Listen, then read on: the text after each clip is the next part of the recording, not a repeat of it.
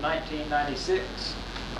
My name is Joe Todd, and this is an interview with James Holland in Broken Arrow, Oklahoma at the 486 Civil 1st Battalion.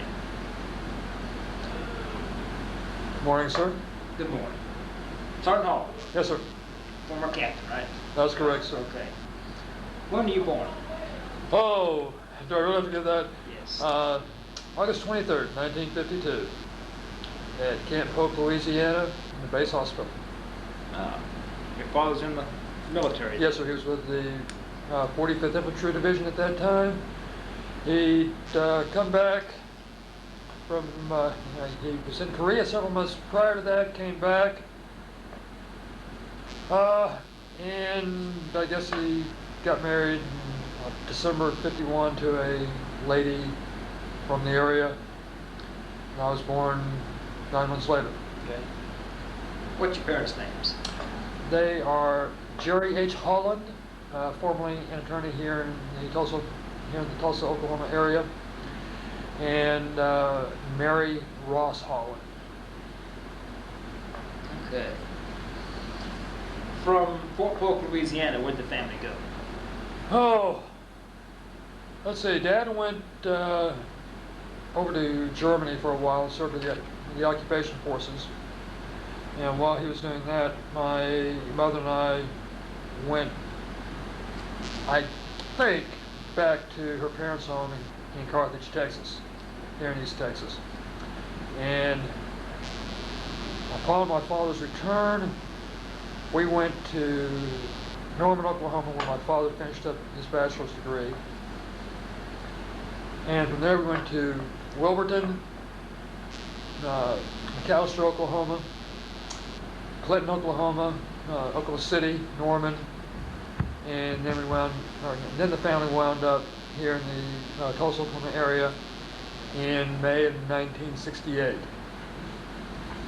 I graduated from high school in Tulsa in May of '71, and then I was down at the University of Oklahoma for several years, where I received my bachelor's in political science, and I was commissioned in May of 1976 in the Armor Branch. Okay.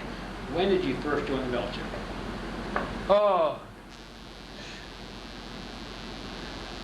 I signed my contract with the Army ROTC in, what, August 1973. At OU? Yes, So you got your commission through ROTC? that's correct, sir. Where'd you go for your ROTC camp? Oh, right. Between May '74 and August '74, I went to Fort Riley, Kansas. What do you do at ROTC camp? Oh, ROTC summer camp is basically a shortened version of Army boot camp. First 5.5 weeks are probably pretty much the same thing as most recruits receive. Maybe we're not ridden quite as hard, but on a scale of 1 to 10, an Army boot would be a 7.5, with somebody like airborne or special forces troopers receiving a 10. We're maybe a 6.5. We go through basic drill and ceremony. We spend some time out on the range. We learn how to we learn the very basics behind running a fire direction control center. Receive quite a bit in the way of infantry tactics, and then some of the obligatory schools, or the obligatory school classes. So you got your commission. Where'd you go? Okay, I was commissioned in May of '76. 5 months later, in November, I went to Fort Knox in Kentucky for my basic officer branch course. No, explain that. Okay. Basic Officer Branch course. That is where they teach bright, bushy-tailed, brand new second lieutenants who think they know everything, really how little they do know. You get basic job skills that you need to perform as a platoon leader in your first assignment. In my case, I learned how to do maintenance on a M60A1 tank, how to keep it going. I learned how to tear apart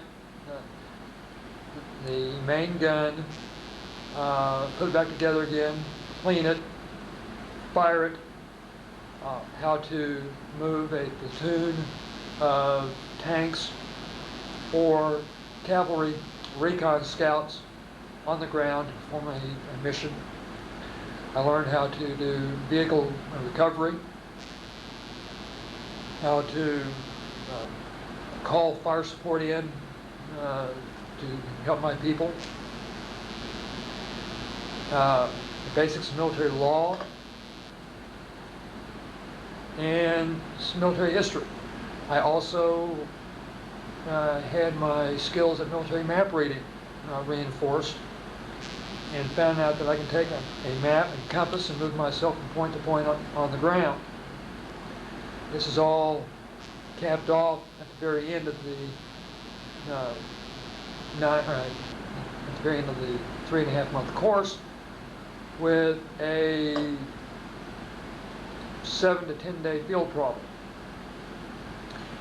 That's a force-on-force exercise where half the class goes up against the other half of the class. My class was out of 120 some odd people. We had probably 60 West Pointers. The others were all either National Guard troops or reserve officers, or reservists like myself. We did pretty well. How did you do against the West Point guys? 50-50. You said the term military law. Yes, sir. What is military law? Military law, sir, is that body of rules and ethics by which we conduct ourselves on an everyday basis. It sets forth, as you know, what our rights are as members of the armed forces, and what our responsibilities are.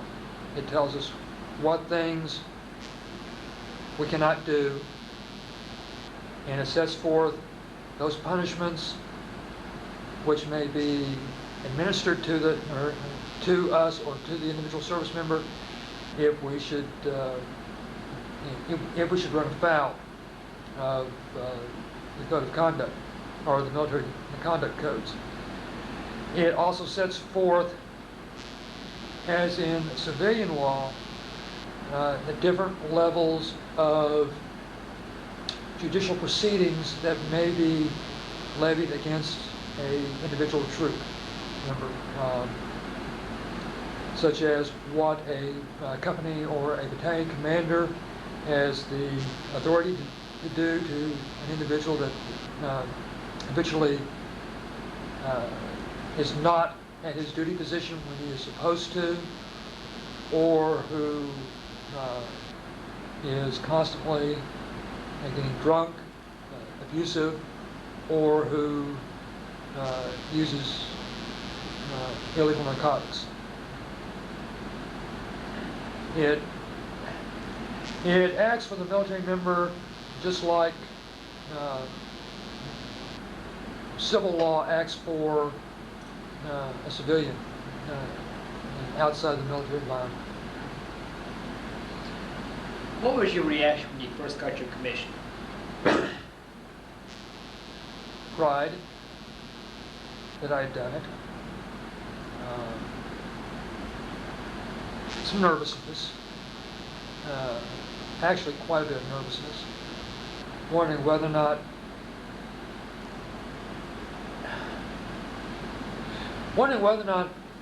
I would choke up at a critical moment and get somebody hurt. Thinking that I had the skills to do the job, or the basic skills to do the job. I had a lot of self-confidence in myself, but there's still that infinitesimal doubt. Why did you choose to go into ROTC?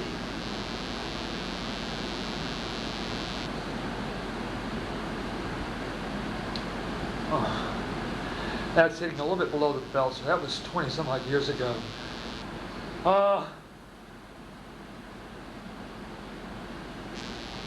don't know. My father had been in the service. He was in the service when I was born. And he left the service, I guess, when I was about 12 years old. At that time, he was a battery commander down in Norman. And maybe part of it was just a child's not placing his father on a pedestal. But to me, that seemed like what I wanted to do. It seemed like the best thing anybody could do. What year did you first go into ROTC? About August 28th, I think, 1971. What was the reaction of the students at the university to you going to ROTC? Because Vietnam was still going on. Yeah, you're right. Vietnam was still going on. I personally didn't have a lot of problem. The people that I hung around with, or the people that I knew, fit into one of two categories. They were either people that I'd known in high school and graduated with, who already knew about my predilections and the way I felt, or there were people in the ROTC program himself. I did not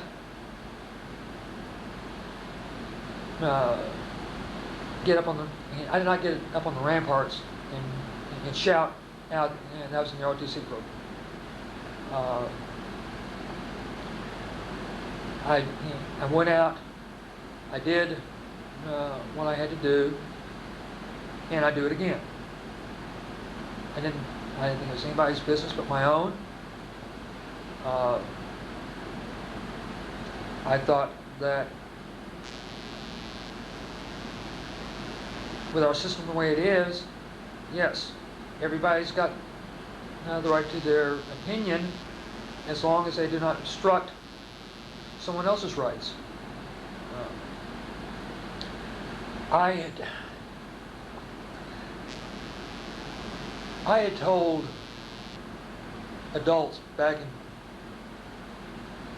October of '64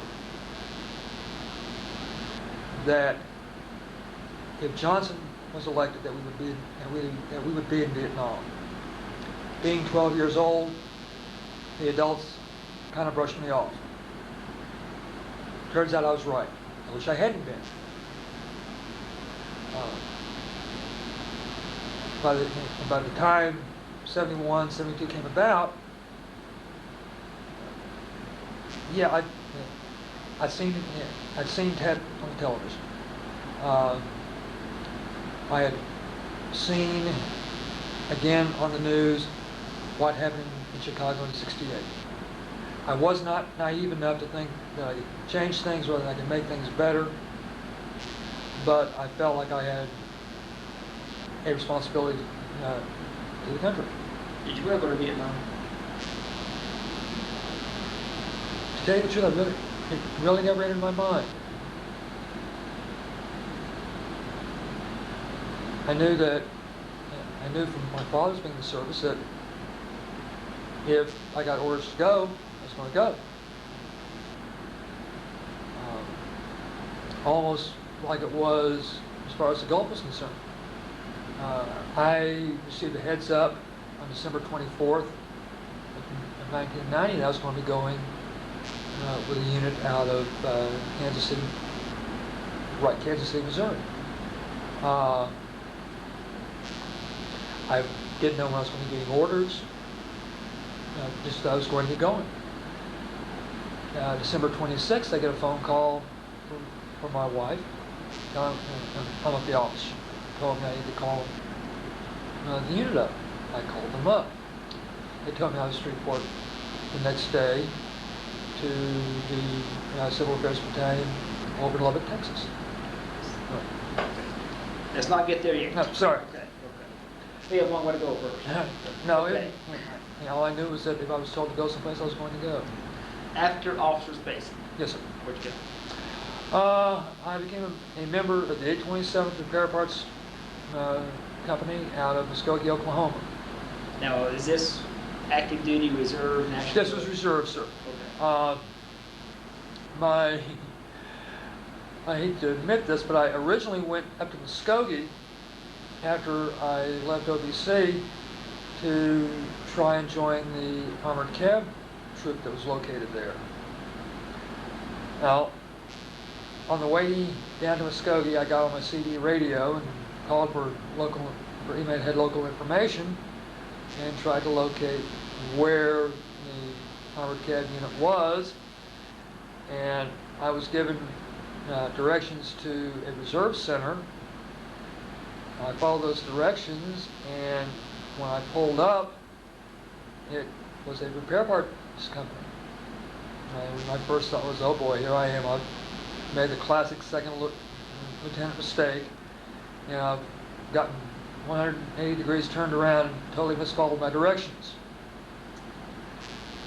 But I went in and talked to the unit administrator, wound up staying and talking to the company commander, and became his junior most platoon leader. And I stayed with that unit for almost 3 years. I wound up leaving because I got to the point where I felt like I was not receiving. By this time I was the company executive officer as well as the company training officer. And I felt like I wasn't getting the support that I needed in order to train the people to, just in basic soldier skills. What did you do in that unit? What kind of unit is it? A repair parts company like I belonged to at that time, sir, is normally assigned to a division or a corps-sized element. In this case, this unit had in inventory sufficient repair parts to maintain a infantry division, a leg infantry division. It is not a mechanized one. We stocked truck canvas, seats, various repair parts, primarily at the unit level maintenance level. Of course, summer camp, what we did was we sent a detail to Fort Chaffee in Arkansas at the beginning of the summer camp cycle, and for 3 months roughly, the battalion that we were part of and ourselves would rotate detachments into and out of Fort Chaffee to handle the repair parts support for the summer camp cycle. Every 2 weeks, a new officer would come on duty, and he would basically be running the supply parts operation for the base. We also pretty much handled the cannibalization point, where vehicles that were pretty much useless, but still had usable spare parts on them, would be taken. And we would, if something came, if a requirement for a part came in that we did not have in stock, then we would be responsible for ordering it through the supply system and getting it out to the unit. And when you left that unit, where'd you go? I left there in December of 1979, sir, and at that point in time joined the 46 Civil Affairs Company. So you came here? Yes, sir. How does the civil affairs compare with the employment unit? Is that a fair question? Well, really, sir, that is not a good question. It's like trying to compare apples and oranges. Each unit has its own discrete mission. But the one unit might not be able to complete its mission without the other one's intercession at some point in time. As an example, we as a Civil Affairs Battalion may not be able to complete one of our missions because we have a vehicle that is down, waiting on spare parts, that we've had to go to this repair parts company to obtain, and they're having to obtain it from a higher source. Okay. Civil affairs. Yes, sir. What is it? Civil affairs is basically a working together between the military and civilian populace.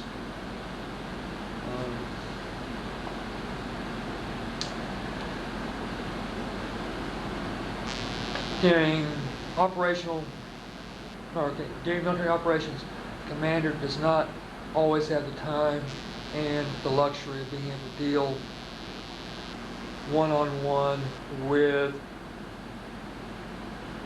city or town mayors in whose area he may be operating. We act as a go-between between the U.S. Force Commander and the local civilian political chain command to to try and ease any possible frictions and or tensions between the two. This is on a normal basis here. One where we're assuming that we have not had to move into a countryside and occupy it. Under those circumstances, things get a little different, and we may wind up taking the local infrastructure and reestablishing it in a more friendly makeup. We also act as kind of a conduit for the purposes of logistics and some supplies that we may not have with us. On the civilian side of the house, we're able to help the civilians get any kind of assistance that they might need that the military is capable of providing to meet the basic necessities of the civilians.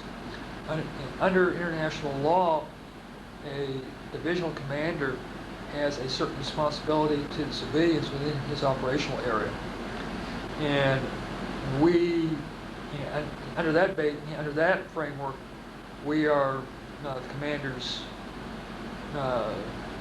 go-betweens. What are some of the maneuvers you went on in the early days in this unit, 46? In the summer of 1980, this unit was supposed to have gone to Fort Chaffee, Arkansas, for summer camp with its parent command, over its next higher command. About 2 weeks before that was supposed to happen, the Cuban boat lift, or the Mariel boat lift in 1980, took place. And the planned summer camp was canceled, and some of our people, well, most of the unit wound up coming here, or coming here to Fort Chaffee to work with the Cubans. Did you go there? No, sir, I did not at that time. I was tasked to go along with 6 other individuals to Fort Pickett, Virginia, as a participant, as the battalion or as the company's participants for LogX in 1980. What's LogX? That's a logistical exercise, sir.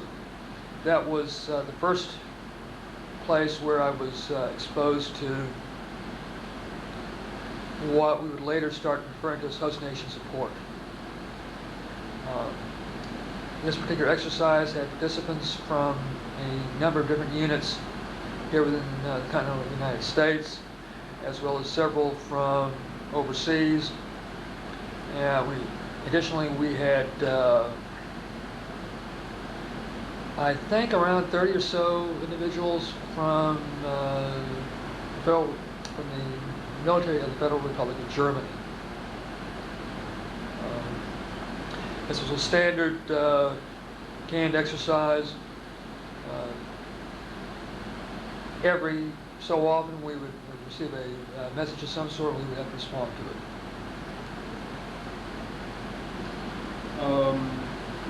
So after that, anything? In summer of 1981, we conducted an exercise in eastern Oklahoma County.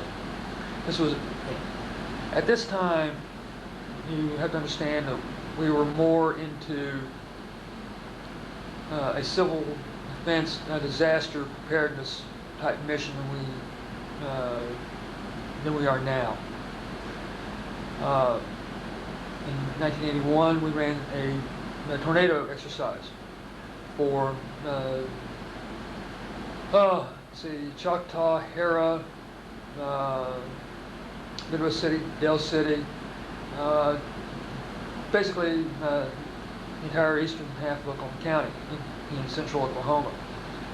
We set up scenarios in each community where a tornado would hit at a certain place and time, and then we practiced possible reactions to that particular disaster, what the police would do, how they could get emergency vehicles into an area, possible routes that they might take to get into the area if something happened to block off their primary route.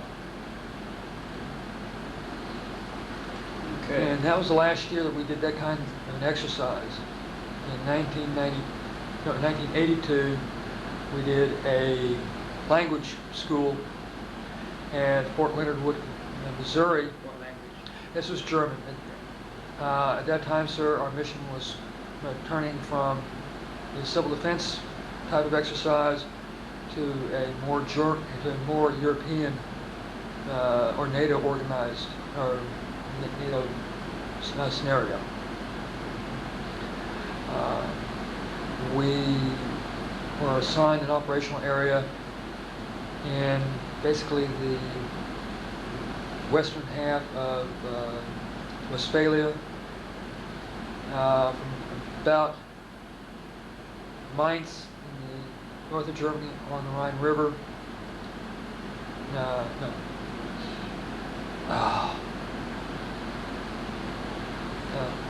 A line roughly 40 kilometers either side of Mainz and heading back towards the French-German border.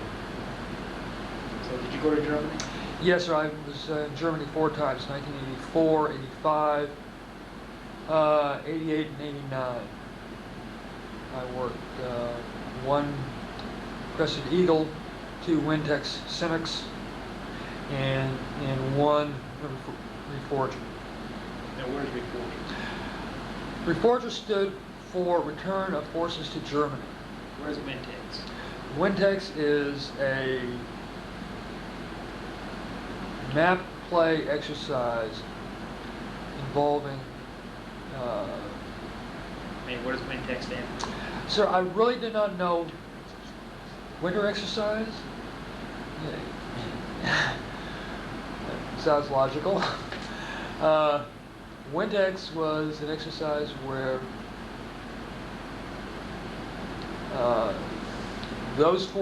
where basically those logistics forces that would be operating in the rear area of Germany would get together and plan out or map out reactions to scenario or to pre-planned scenarios. And the exercises that I participated in, I participated in one in Mainz, West Germany, where we worked with members of the British military, several other U.S. Rear area echelons, the German equivalent to our National Guard, and some French troops. And another one that I worked in, I worked back further west in Western Germany, and that was with the German National Guard equivalent. What was the reaction of the German people to the American soldiers?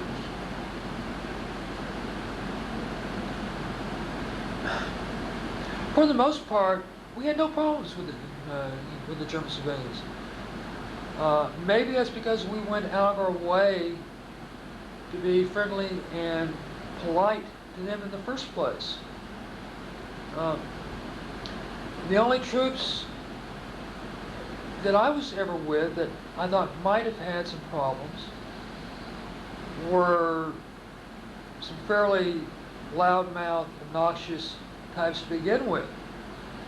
If I had run across those same people here in the States, I would have had problems with them. The fact that we were overseas in Germany didn't really make any difference to me.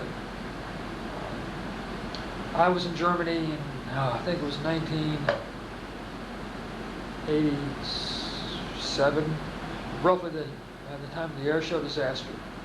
And the Germans were no problem, and they were as pleasant as you could ask for.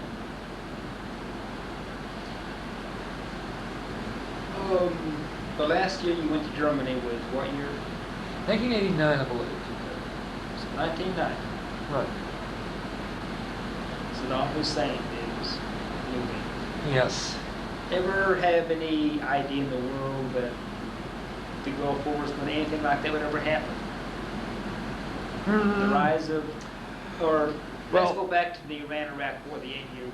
I have been watching that for a while. Yeah. Kind of on an off and on basis. Let's face it, I was an armor officer by trade. I had the Civil Affairs Officer Advanced Course as well as the Armor Officer Advanced Course under my belt. I was working on the Command and General Staff College, and I was relatively into that, or relatively well into that. And I was marveling at the mistakes that both sides were making. But what really shocked me was when the Shah left power in the mid-70s, he had a relatively sophisticated military establishment. I did not begin to think that enough time had passed where that establishment would have gotten so decrepit that it would have been making the blunders it was making. Hussein's forces were holding their own, and in some cases they were attacking and making fairly sizable headways. I had been paying enough attention to the various trade publications, and I knew that Hussein was buying equipment, primarily vehicles, from Brazil. I knew, I didn't know, but I had seen reports that he had pretty well standardized his armored force on T-55, T-54 series Soviet-made tanks, some T-62 tanks, and some of the newer Soviet equipment. I knew that those were quite capable vehicles. They were things that I would have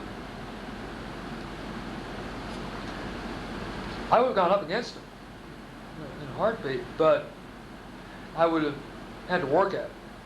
Didn't the U.S. lift the arms embargo against Iraq? Yes, that was, and the arms embargo was lifted, I think, about halfway through the war. At the time, to me, it seemed like it was a case of the old Muslims saying, the enemy of our enemy is our friend.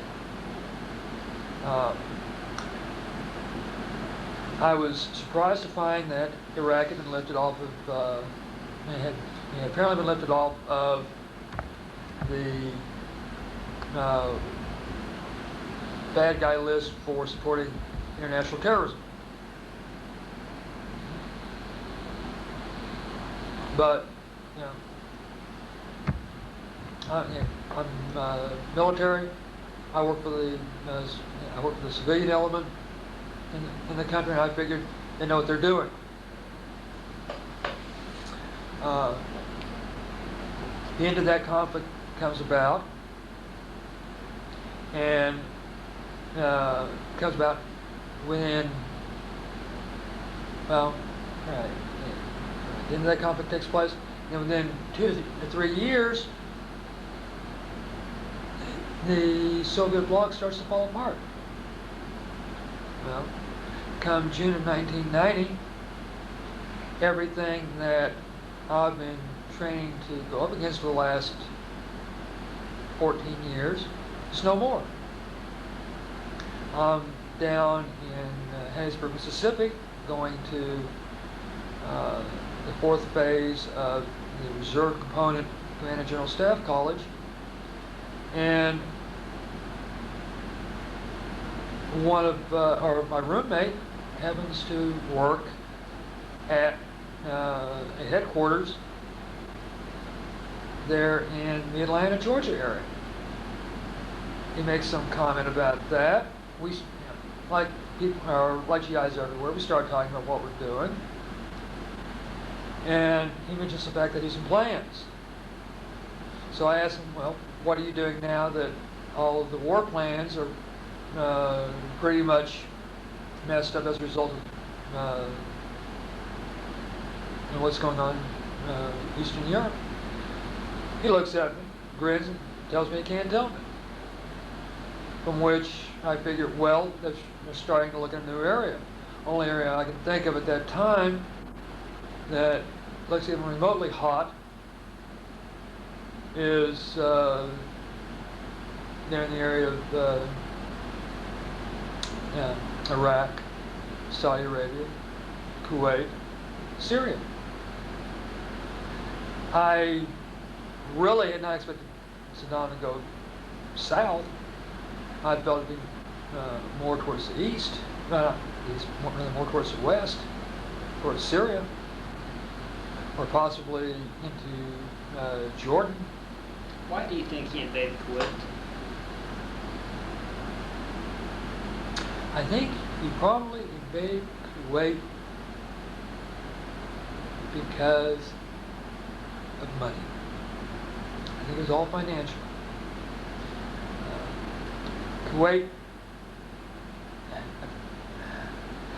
depending on what you read, what you hear, who you believe, Kuwait might have been playing some Texas oil tricks with some of their northern oil fields, and they might have been doing some slant drilling into Iraqi territory.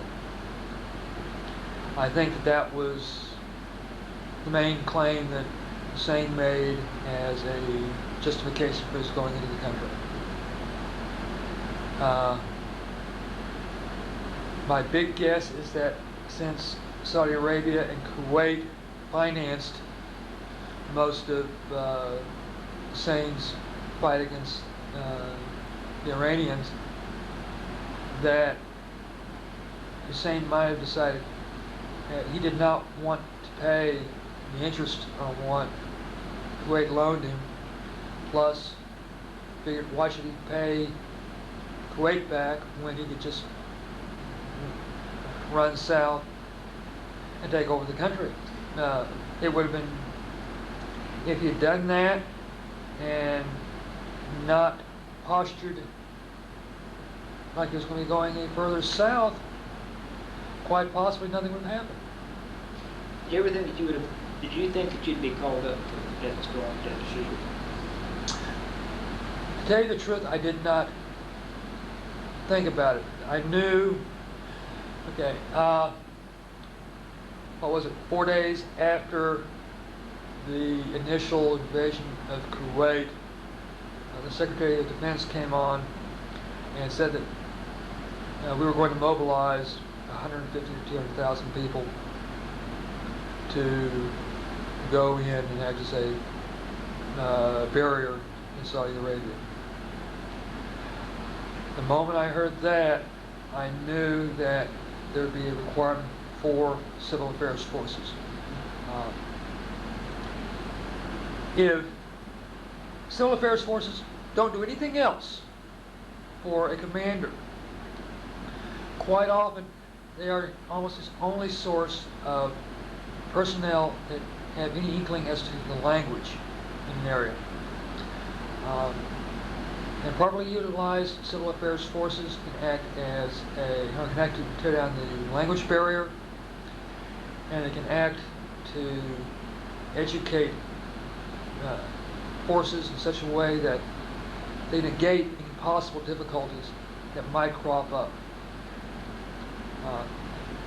Yes, the military has one active duty battalion, but that battalion was no bigger than our company. That's 96? That's correct. And that's based out of Fort Bragg, North Carolina. But they were no bigger than a reserve civil affairs company. And they had an entire world that they had responsibility for. So there's no way that what they would be able to funnel into the operational area would be able to handle the workload. So at this point in time, I had a pretty good idea. Someone was being called up, and I went and put my name in on the paperwork to be called up if there was a requirement for it. When were you first notified you're being called up? Actually, come over here, or actually go over into Saudi Arabia. I had a heads up the Friday before Christmas in 1990. My unit training officer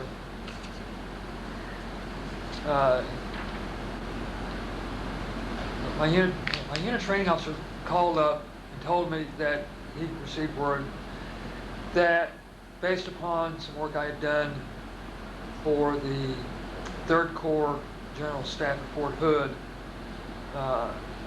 in getting their troops ready to go overseas into Saudi. What'd you do there? Oh, there I acted as a liaison and information miner for the Corps G5 staff, which was led at that time by a Colonel Pugh, a very, very smart individual.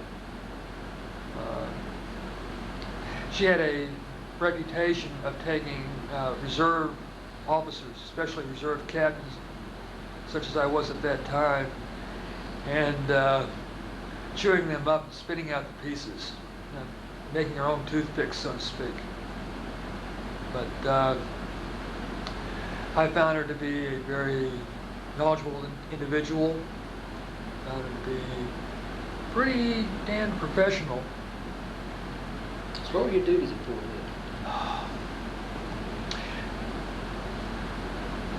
Well, the two things I did on a constant basis were to go down into the war room every morning at about 8:45, 9 o'clock, again at lunch, and then around 4 o'clock in the afternoon, and glean any information that was coming back in to us from Saudi Arabia. That was of a civil affairs nature. Things such as restrictions on portable, on any kind of camera. The fact that pipelines should only be crossed where where units found a covering of sand and dirt over the pipeline. Little things like that. I would take those, make copies of the relevant information, and then I'd carry that upstairs to a co-worker of mine from the unit who was taking that information, collating it, and then entering it onto a computer for dissemination to the units. Additionally, twice a day, in the morning and in the afternoon, I would update the situation map overlays, and I would then brief Colonel Pugh on where our units were and what they were up to at that time. So this is real world? Yes, sir. This was real world. I also went down and hunted up maps of some of the operational areas for some of the units going over. This information was briefed, or the information that we obtained was briefed to the different units as they were leaving Fort Hood, and we sent copies of the information overseas. So, when you notified that you're going to Arabia, what was your first reaction? My first reaction was that we would find out whether or not I'd retained all the information that force fed into me over the course of 15 years, 14, 15 years. I'm sorry. No. Saddam said he was going to use chemicals and the Americans would swim in their own blood. Yes, I heard that.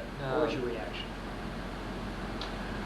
My first reaction was to get a copy of any publication that the University of Oklahoma Library had on chemical warfare, especially that pertaining to what Hussein had used against the Iranians, and to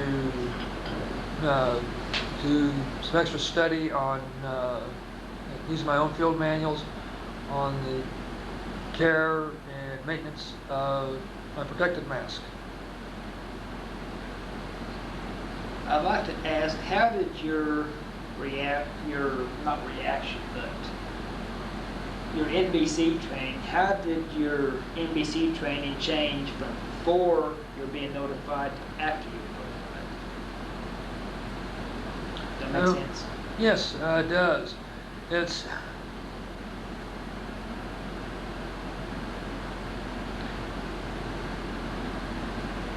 before I'd always paid attention to the training, because although I thought it was a very remote chance of ever happening, that we all knew that it could that could possibly happen. If you read, if you were reading the military oriented publications at the time, you knew that there was a suspicion that various chemical agents were being used around the world. But it was always against what we like to characterize as third world countries. It was always another third world country that was using it, except, well, I think the Russians were alleged to have used some in Afghanistan. I never have seen incredible incredible reports as to whether or not it was actually substantiated. One of the things that you realize, though, was that what we would term as the first and second world countries had stocks. They had the stuff stockpiled. But the odds of them using it were pretty slim, because we knew that if we used it on the Warsaw Pact countries, that the Warsaw Pact countries would hit us back even harder, and vice versa. So we didn't take it as seriously. Hussein, however, when he made his threat, I saw a marked increase in the amount of seriousness that the people that I was associated with took the training. It was like, we don't really want to get involved with this stuff, but since we think that there's a pretty damn good chance we're going to get hit with this shit, we better make sure we know what we're doing, and we better reinforce it. Are you afraid? I'm not going to lie to you, sir. Yes, I was afraid. I was definitely afraid every time I got on one of the Saudi highways. No, not Arabia, Saudi yet. Did you ever think there's a chance that you wouldn't come back? Yes, sir. I knew that there was that chance when I took the oath. What was your wife's reaction? What did you and your wife talk about at this time? Is it that's too personal? I'm sorry, sir. I really, it's been quite a while ago. My wife knew the potential when she married me. Her father was in the Oklahoma Air National Guard. She knew that there was always a potential for my not coming back from any AT that I went on.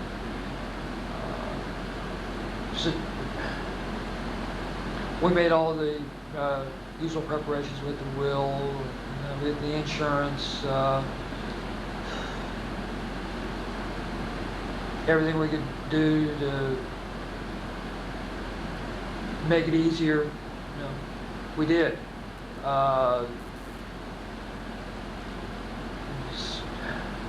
It sounds bad, but it was just one of those things we didn't really discuss. So when you said goodbye to your wife and you're leaving, what were you thinking? I was thinking I was annoyed with the son.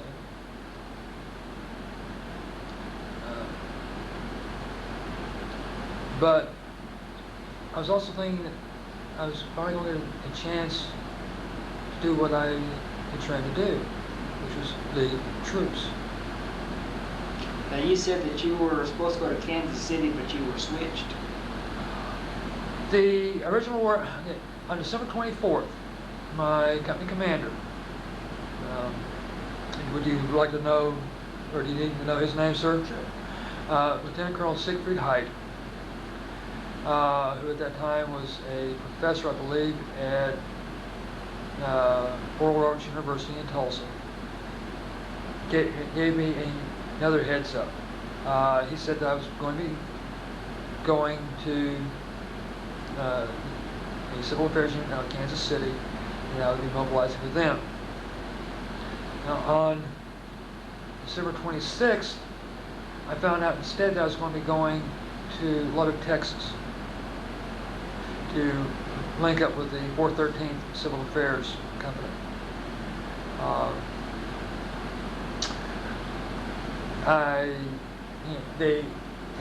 Originally they wanted me there on the afternoon of December 26th, but they couldn't get me orders until the 27th, and working for the government at Tinker Air Force Base like I do, I had to have the orders in order to get my tickets or taken care of, and in order to get released from the office. So those were faxed to me the next morning, and I went to Lubbock. Apparently, from the way I understand it, is that the company commander in Lubbock had first call, and my name was on a list that was submitted to him, and he got me. So you went to Lubbock? Yes. From Lubbock, where'd you go? We were in Lubbock for about 3 days, and then on December 29th or December 30th, we flew into Fort Bragg, North Carolina, by way of Pope Airfield. There, we proceeded to go through final refresher training in NBC, map reading, weapons training, several other areas that we needed refresher courses on. We conducted several CPX exercises.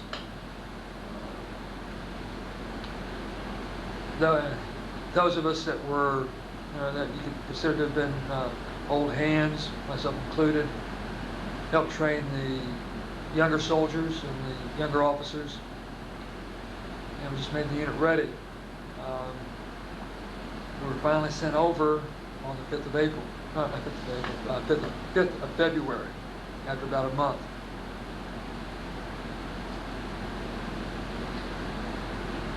Now when it switched from Desert Shield to Desert Storm, Yes. where were you? See, that was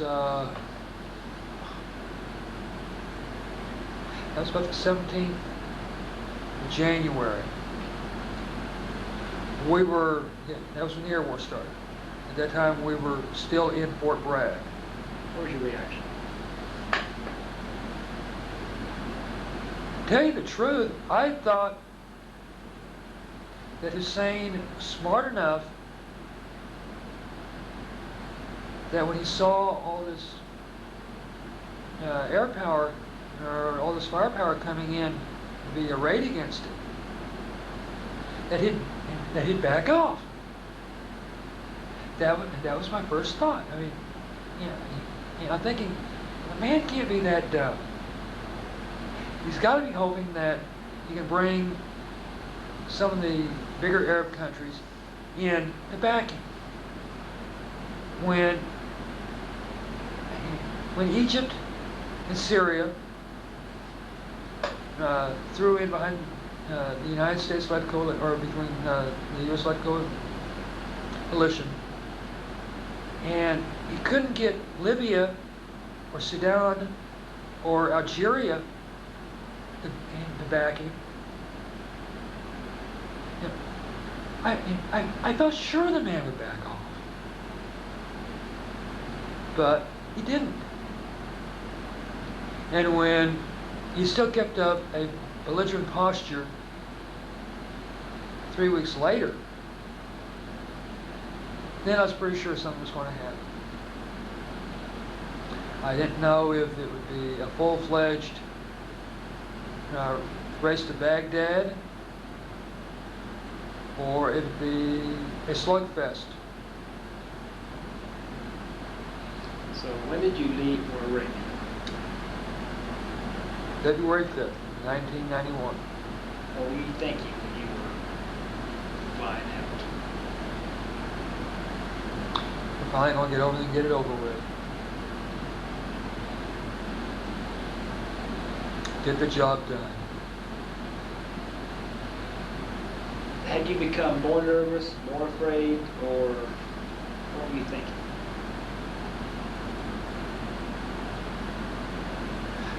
I wasn't worried so much for myself.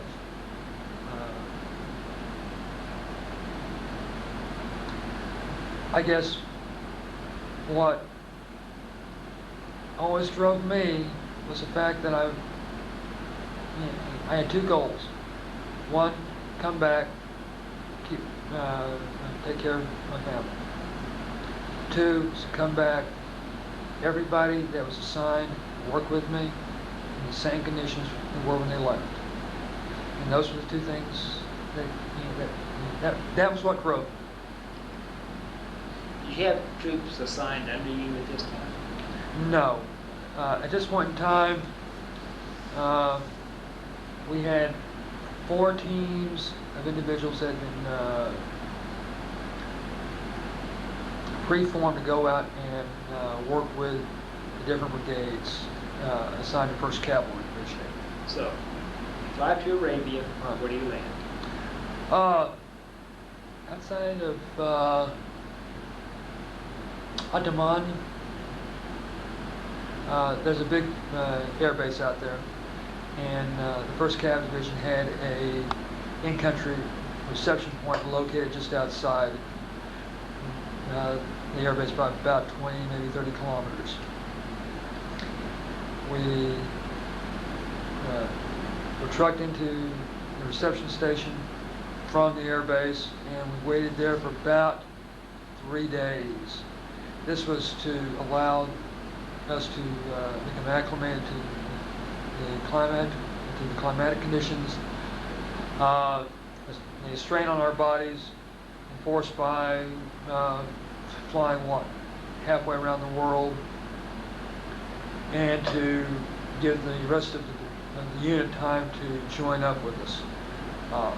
On the aircraft that took us over, all we took over were our people, and that was on about 20% of the unit's strength came over on C-130 cargo aircraft carrying our vehicles, and it took them 2 to 2.5 days to completely to fly from Pope Air Force Base in North Carolina all the way into the main staging area in Saudi Arabia. Excuse me? What did you fly? Memory escapes me right now, but I think it was a DC-9 jumbo jet. And I cannot tell you who the carrier was at this time. Fly commercial? It was a commercial charter. Most of the personnel flights in the later stages and after troops started coming home were commercial shuttles. Did you have any contact with the Arabian people at this area? Had some contact at the reception station. The meals there were, we had fresh food in the morning and for dinner. So I couldn't tell you. I probably couldn't tell you what I had for dinner last night. It was Arabian, from Saudi sources. I can tell you that. Fresh fruit. Some kind of it was a boxed milk, kind of like the. It was like milk we used to get back in grade school. Only the containers were looked almost like what you'd find a film cartridge in. Your living quarters? There in the reception station there were tents. When we got to our final destination out in the field, we again stayed in tents. Did you go to Cobart Towers? We wound up in Cobart Towers after we came back in out of the field. Okay. So, how long from the reception station till you went to the field? 3 days. 3 days. Yes. How'd you travel to the field? Oh, that was a caravan and a half. Our caravan consisted of approximately 20 military vehicles and 2 school buses that had been, well, their drivers had been drafted, I guess by the Saudi government, and they were members of a special transportation battalion of the U.S. Army. And these drivers brought their vehicles with them. And they were, we had, I think, 1 old Ford school bus and 1 GMC school bus. And the drivers painted them up, just however their imagination went. They were decorated up. In fact, I was on the Ford school bus, and it had Mercedes-Benz hubcaps on the tires. But that was what we went up north in. It was a 1.5-day trip. Tell me about Tapline. Oh, What is Tapline? Tapline Road stands for the Trans-Arabian Pipeline Road. It's a road that runs across northern Saudi Arabia and parallels a pipeline that the Saudis built, which goes from the east coast, I believe, to the west coast.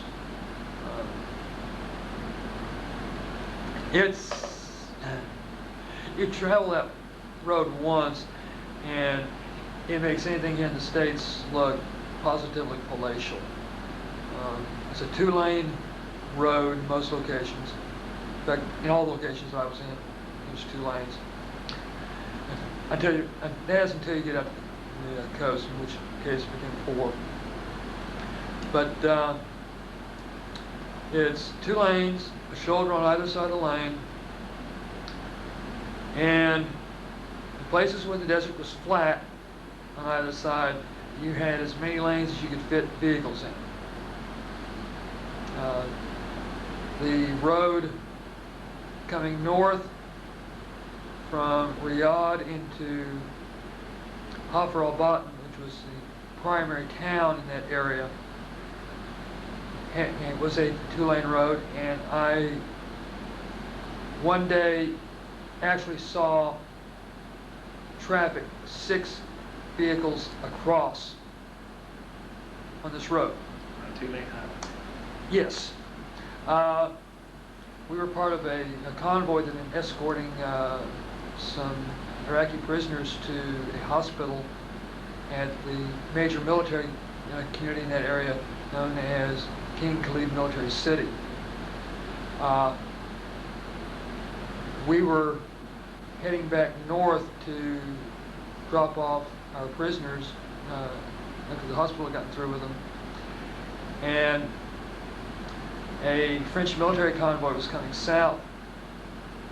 Well, all of a sudden, the French trucks pulled onto their shoulder, and they were being passed by a Saudi national, or by an individual that I assume was a Saudi national. We pulled over onto our shoulder because an individual was passing that person and was in our lane. Off on our right in the desert was a small Japanese pickup truck, again I assume driven by a Saudi national, who was passing us going north.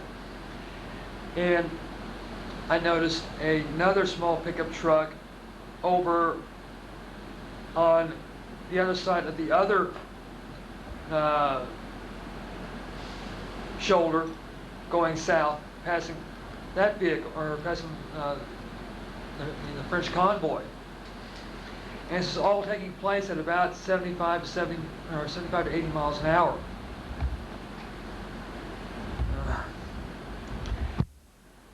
One word that they don't have any concept of in Saudi Arabia is insurance. After seeing that, I can well believe it. Why? Why no insurance? There's one phrase, inshallah, which means basically as God wills it. If you have a crash, it's God's will that you have it's God's will that took place. And how can you insure against something that God wants done? So, you went up Tapline Road, Right. and where do you meet up with the first cab? At a log base, which was it's a logistical facility, which was located 30 to 35 kilometers west of Hafr al-Batin and approximately 4 kilometers north of Tapline Road. Now, what part of Arabia are we in? Where it was called the Wadi al-Batin, north central Saudi Arabia. How far from the Iraqi border? About 25 to 30 kilometers. In front of us, we thought at this time were two brigades of the 1st Armored Cavalry Division. We were to find out that they were spending their nights going in and out of Iraqi-controlled territory.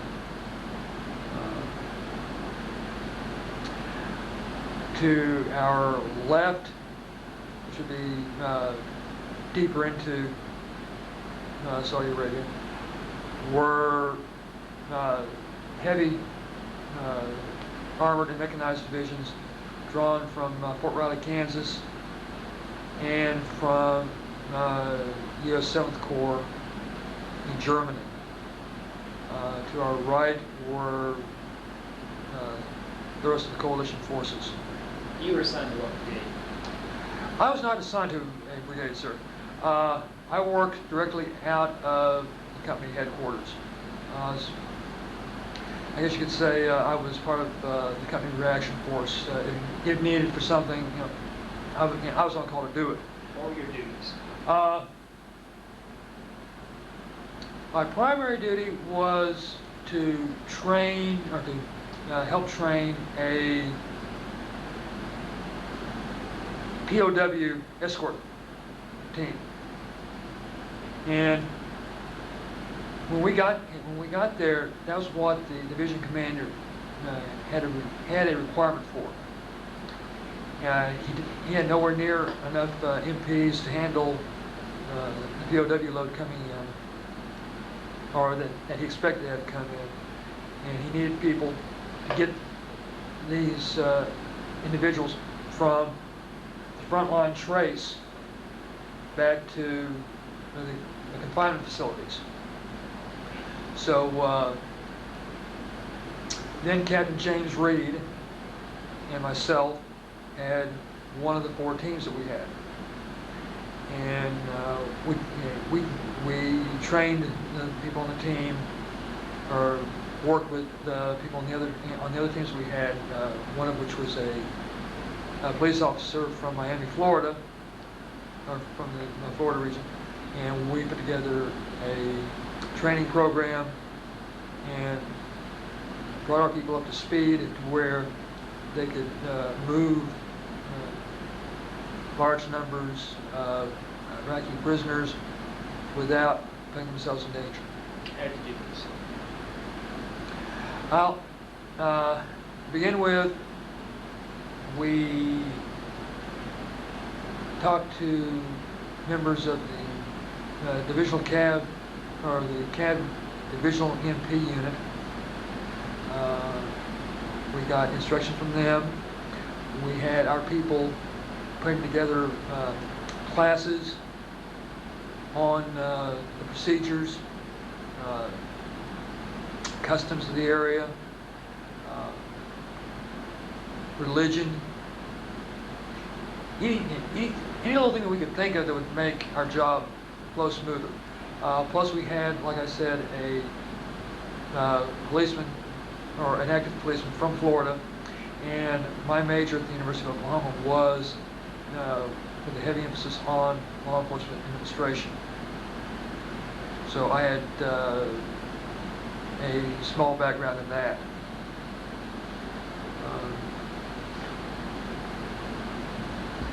I'm happy to say everything went quite well.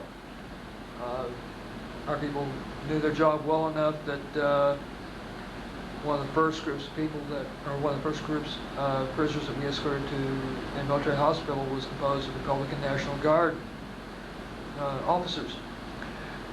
When you watched them, it was very evident that they were not thrilled with what, with where they were. We had no problems with them. They got on the truck when told to get on. They got off the truck when told to get off. They went. They saw the medical staff. They were taken care of. Got back on the truck, and then transported back to the POW facility. The eve of the landing. Yes. Tell me about that. Now, for several days we've been watching airstrikes going back or going north.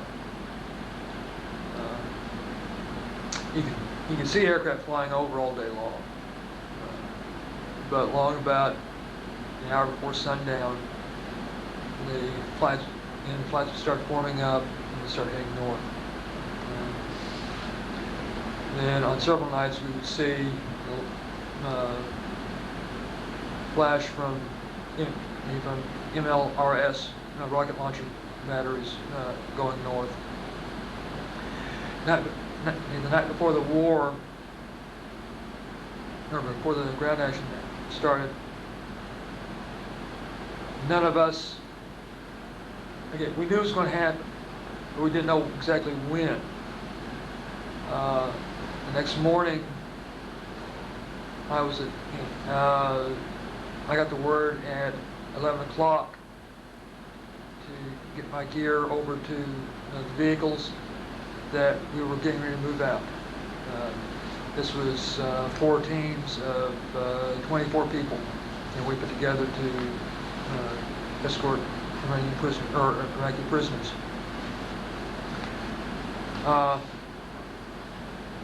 We got loaded up, left the encampment. I'd say from the time I first found out about it until the time that we left was maybe an hour, 15 minutes, hour and a half. And we drove north with some MPs that knew where Cage was we were going to. This was a POW collection point that was being operated by 1st Battalion, 7th Cavalry, which was operating as the division's cavalry squad. This point, when we got there about 3 hours later, probably had 300, maybe 400 prisoners located there. When you saw your first prisoners, what was your reaction? My first reaction was, these are the so-called supermen that are being thrown up against us. What they look like? Hungry, scared,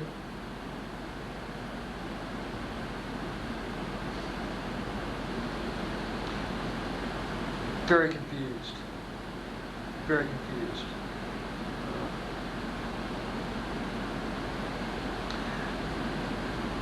A lot of them didn't really even have uniforms, or what I would classify as a uniform.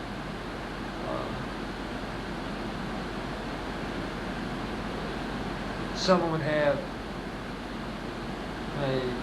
what we would classify as a standard complete issue, and others might have pants of one color and a shirt some totally off the wall color. So, yeah, they just didn't go together. But I think the biggest thing was that they were just hungry. We've been telling our people, whatever you do, the easiest way to handle Iraqi prisoners is going to be pay attention to what the Semitic dietary laws say they can and cannot eat.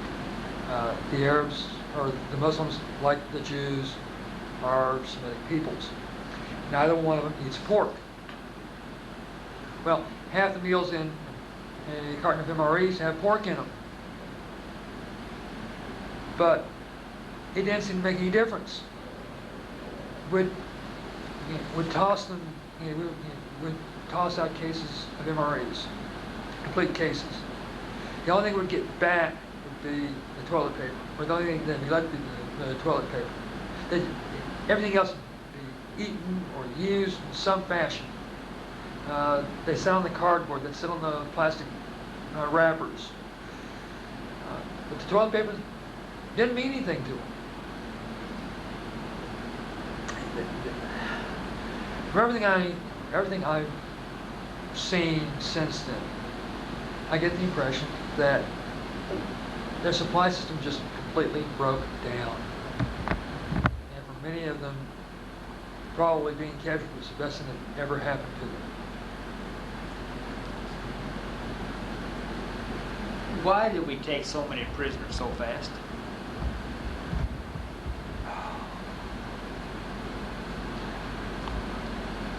I think, well,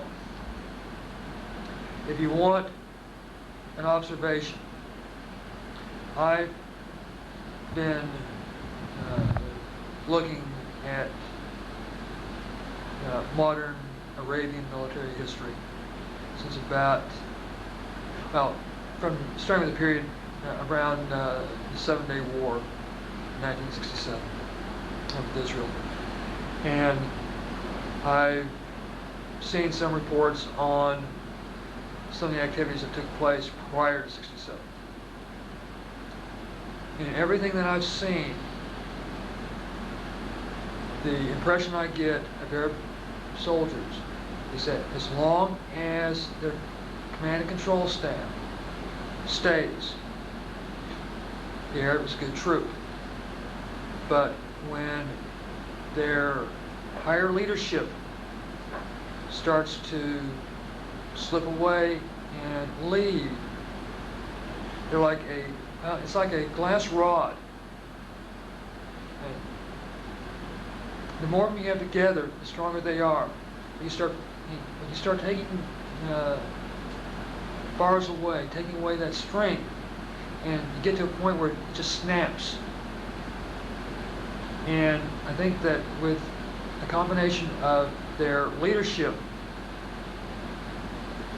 leaving, fleeing, or going back towards Baghdad, and the bombardment that they were receiving on a daily basis from the air, that they reached the breaking point faster than they might have otherwise.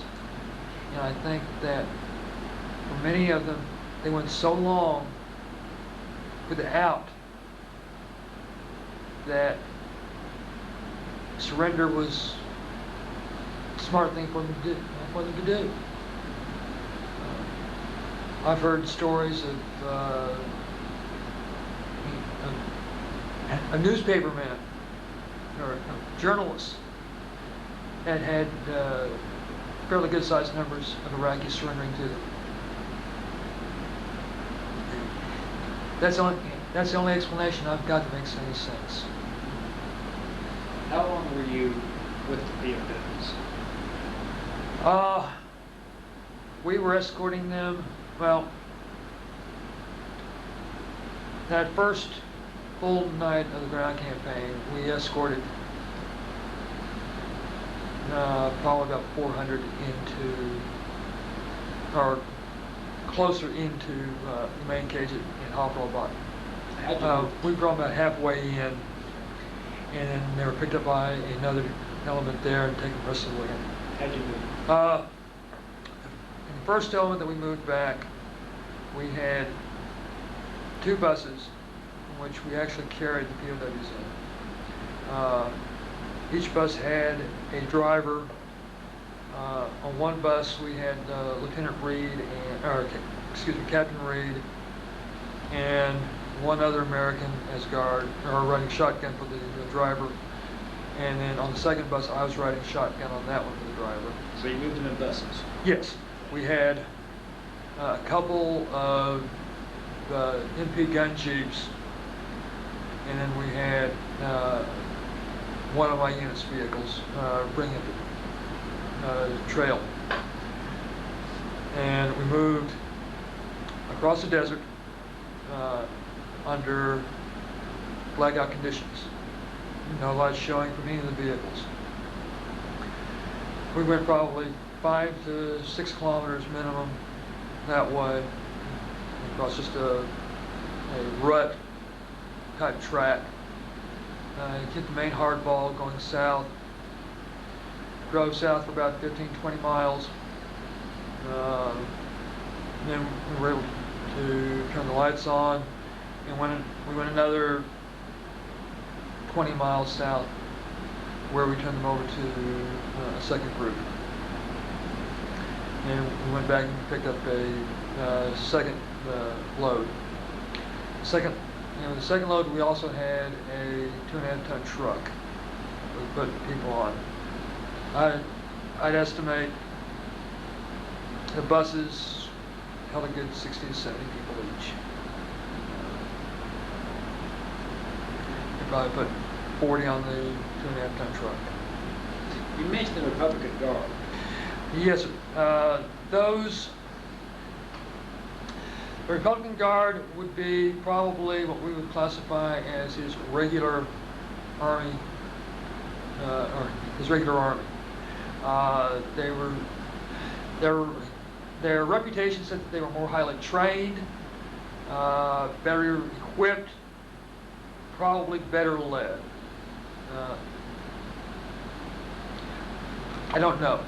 The only ones I saw were the ones that were taken prisoner further north and were brought back. I do know that they had some Brazilian-made equipment. I've got photographs of it. Some of their vehicles were made in Brazil. They have some Soviet bloc copies of the old M151 Jeep. And I also got a couple of shots of some T-72 tanks, or T-72 tanks that had Republican Guard markings on them. What is so-called regular army would be probably more highly trained. They'd be more like a full-time version of our National Guard. Maybe a little bit better trained, a little bit better equipped, but only insofar as they might have more of the equipment that was supposed to be in that particular unit type. Not necessarily that they'd have as much equipment as we would have. His so-called regular units were on a vastly reduced scale. I guess the best description, or the best comparison of how these units were organized would be that his Republican Guard was his version of the German Waffen-SS during World War II, on a higher manning level and a higher equipment level. Almost 1/3, well, yeah, almost a 33% higher rate. How far did you go into Iraq? I did not go into Iraq personally. Everybody that we picked up within a kilometer of the border. In fact, from where from where the cage was, it was being manned by the 1st and the 7th, you could see where the berm, or where the defensive berm was that the Iraqis had set up. Tell me about this berm. It was just a dirt wall. If you can imagine an Old West fort where instead of being made out of cut timber, the walls were made out of dirt and piled up 10 to 12 feet high, and then had bunkers and firing positions cut into it. That's what you had. What was the purpose of the berm?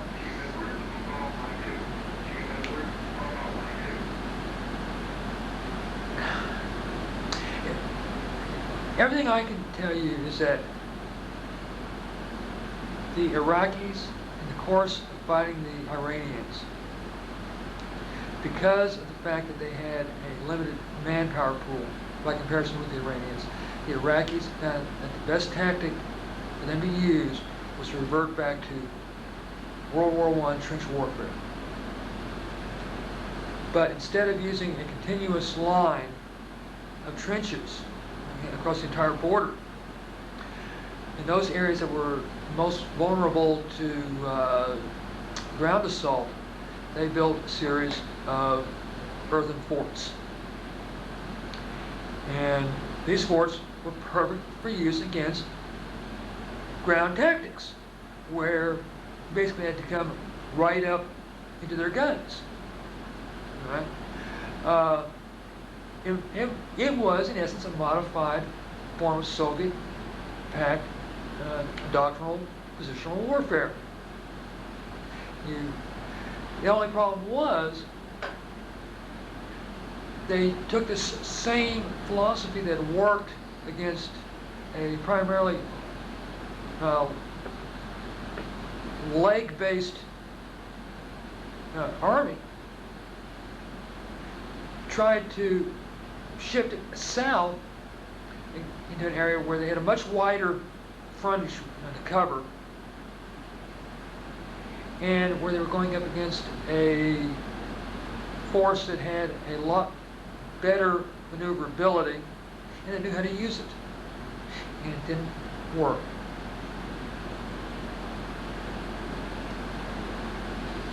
What was the reaction of the Iraqi prisoners to the American soldiers?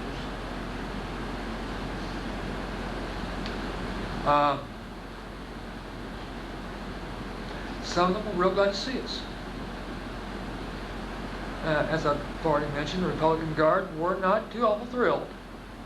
They were what I would call soldiers. Even in the POW camp, they contrived to keep up their appearance. They tried to keep shaved, tried to keep their hair looking smart, and they tried to keep in some kind of a uniform, try to keep all the pieces together, or try to wear all the same pieces. The other troops, they might have on when we went to pick them up, they might have on a t-shirt, a pair of uniform trousers, or whatever they could get their hands on. They really did not pay as much attention to the way they looked. They just wanted to go to the hospital and get whatever was wrong with them taken care of. I had one man who, on one of my runs, actually, apparently, as far as we can tell, passed out. Nobody knew it nobody knew it at the time, but he was apparently asthmatic, and he kept asking us for cigarettes, and those of us that smoked cigarettes kept giving him, kept giving them to him. I didn't, but then again, I smoke a pipe, so that's one of those things that I don't normally carry around with me. He passed out. First thing I was on the bus at the time, guarding the people we had on there, and he was sitting right. He was sitting right behind this Iraqi second lieutenant, and we had a Iraqi major who was also a doctor who was working with us, and he'd just come on the bus, and when I realized what was going on, and I had another gentleman or another American there on the bus with me at the time, and I handed him my weapon, and I went up to check and see what was wrong with the guy, and I realized that he wasn't conscious, and I tried to get him up, and all of a sudden, here's this Iraqi major standing over this second lieutenant, and he's talking to him. And I really couldn't tell what he was saying, but if you've been in the military for any length of time whatsoever, you've gone through a few cases where you've had your backside chewed on. And it was obvious that this was what it was. So all of a sudden, this lieutenant gets up, grabs the guy's feet, I grab his shoulders, and we carry him inside to the hospital, or to the field hospital. And we get him inside before a stretcher that we've yelled for manages to show up at the bus. Later on, it turns out that the lieutenant hadn't done anything until ordered to because he was afraid we would shoot him. I never did. It's a good thing for me, he never did find out that I never kept around in my chamber. No, I had a 45 that we'd gotten from the postal unit underneath my jacket and shoulder holster. I figured that under most circumstances, if they were going to be able to, if there was enough of them to jump me, then I could draw the magazine out of my rifle faster than they could do anything to me. And then I always had the 45 under the shoulder. If I needed to use the weapon, then I had enough time to chamber around into it while I was using my limited Arabic to try and get the man to stop before I had to shoot. How long did you stay up in Northern Arabia with the field days? We were there until about I guess maybe the first, okay, we came back to the Kovar Towers area on about the 8th of April. So I guess we were up there in Northern Arabia about 2 months, a little over 2 months.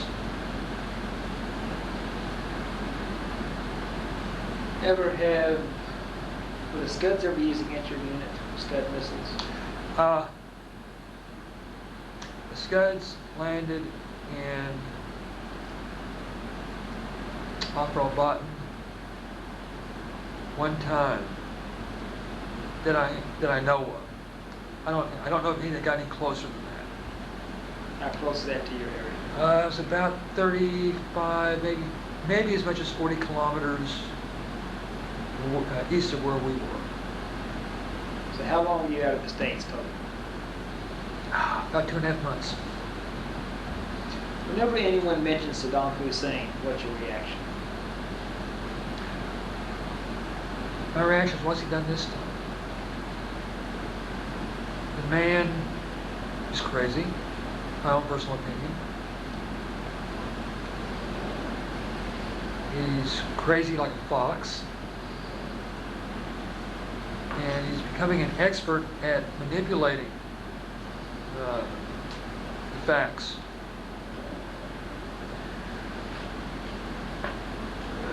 Some of it may be the fact we just don't know what he's got. We know what he's capable of. We know that he has, in the past, executed people for no other reason than the fact that they were getting too popular with a segment of military or with a segment of the government. We know he's got the capability of shooting anybody that he feels is a threat to him. And eventually I expect we're going to have to go in and finish the job. How did he get so powerful?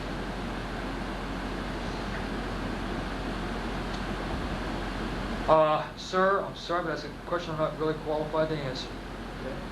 I don't have enough facts to be able to make Let me ask you, in your opinion, why didn't we take Saddam out? Two reasons. Actually, one reason, which takes everything into account. The only way to keep Hussein from going south into Saudi Arabia, if that's what he was actually after, and there's still some doubt in everybody's mind as to whether or not he's going to go. In order to keep him from doing that, we had to get support of all the Arab countries, as well as the world. As far as the Arabs are concerned, people fit into everybody fits into four categories. You're either a good Muslim, a bad Muslim, or you're people of the book, which includes Jews and Christians. And last, everybody else. That'd be your Buddhists, any other religious orientation. You'll notice what comes first is the good Muslim. Second, not the people of the book, but the bad Muslim. So even though Hussein was the bad guy, he was still a Muslim, which meant that we had to keep all these Islamic countries that we were trying to bring into the coalition happy. And while they would be willing, they were willing to accept U.S. leadership to restore Kuwait and keep Hussein from getting too powerful, I don't think that they were willing or sufficiently willing to help us depose Hussein. That's my opinion, sir. Sounds logical to me. What's your fondest memory of Desert Storm?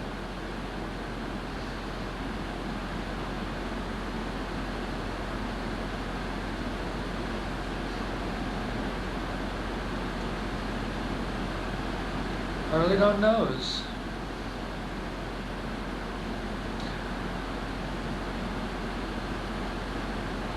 I guess it's the day we were going. It's the day we were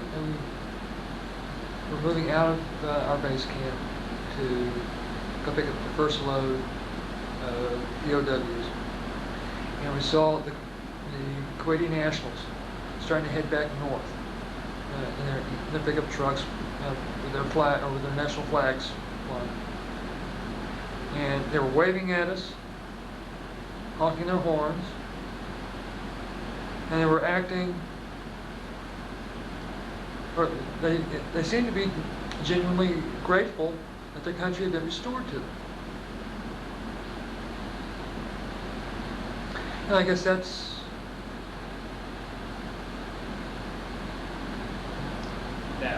What's your worst memory of the desert? Oh, anything having to do with Saudi Arabian highways and traffic.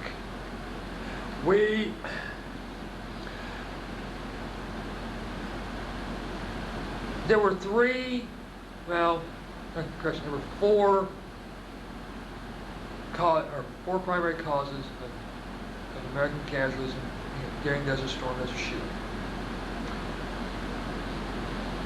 The scud that took out the one barracks was a fluke.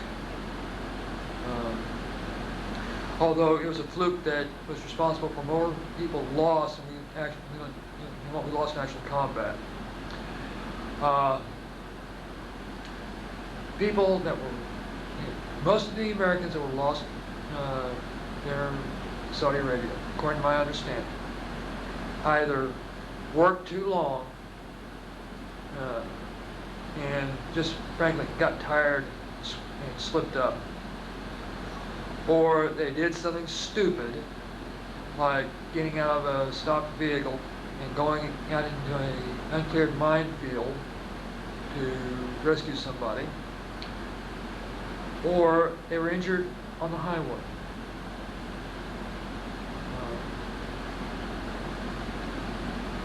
That highway scared me more than anything else over there. I mean, even the thought of eating the food wasn't scary. And we heard all kinds of dire predictions about eating any food there in the economy that had not been cleared by proper medical authorities. Well, Sergeant Holland, I think we have a good interview. Anything that you would like to tell your kids, your grandkids, your great-grandkids, this is your chance.